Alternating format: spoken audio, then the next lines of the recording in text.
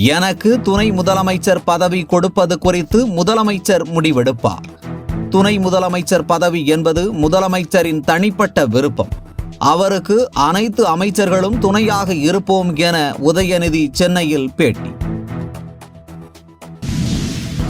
உதயநிதியை துணை முதலமைச்சராக்க வேண்டுமென கோரிக்கை வைக்கவே பழனி மாணிக்கத்திற்கு விருது வழங்கப்பட்டுள்ளது.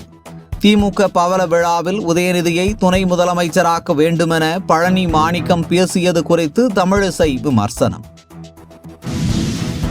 இந்திரா காந்தி போன்று ராகுல் காந்தி கொல்லப்படுவார் என பாஜகவினர் கொலை மிரட்டல் விடுத்தது கண்டிக்கத்தக்கது.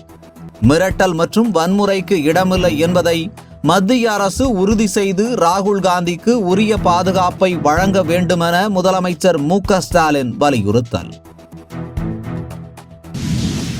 கேரளாவில் நிபா வைரஸ் பாதிப்பால் இளைஞர் உயிரிழந்த நிலையில் எல்லையில் தீவிர கண்காணிப்பு.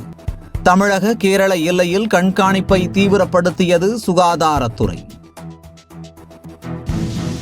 விஜய் அரசியலுக்கு வந்தால் எங்களுக்கு எந்த பாதிப்பும் இல்லை, மற்றவர்களுக்குத்தான் பாதிப்பு. 2026 சட்டமன்ற தேர்தலிலும் தனித்துதான் போட்டி என நாம் தமிழர் கட்சி ஒருங்கிணைப்பாளர் சீமான் திட்டவட்டம். கஞ்சாவுடன் தப்பிச் சென்ற ரவுடி பாலாஜியை சுற்றி வளைத்த போது போலீசார் மீது ரவுடி துப்பாக்கிச் சூடு. ரவுடி பாலாஜி துப்பாக்கியால் சுட்டதில் போலீசார் யாருக்கும் பாதிப்பில்லை என்றாலும் தற்காப்பிற்காக போலீசார் சுட்டதில் ரவுடி பாலாஜி உயிரிழப்பு என வடக்கு மண்டல காவல் இணை ஆணையர் பர்வேஷ்குமார் விளக்கம். தூத்துக்குடி மாவட்டம் தருவைக்குளம் மீனவர்களுக்கு 3.5 கோடி அபராதம். அபராத தொகையை கட்ட தவறினால் 6 மாத சிறை என இலங்கை நீதிமன்றம் தீர்ப்பு. அபராதம் விதித்ததை கண்டித்து இலங்கை நீதிமன்ற வளாகத்தில் தமிழ்நாட்டு மீனவர்கள் தர்ணா போராட்டம் நடத்தியதால் பரபரப்பு.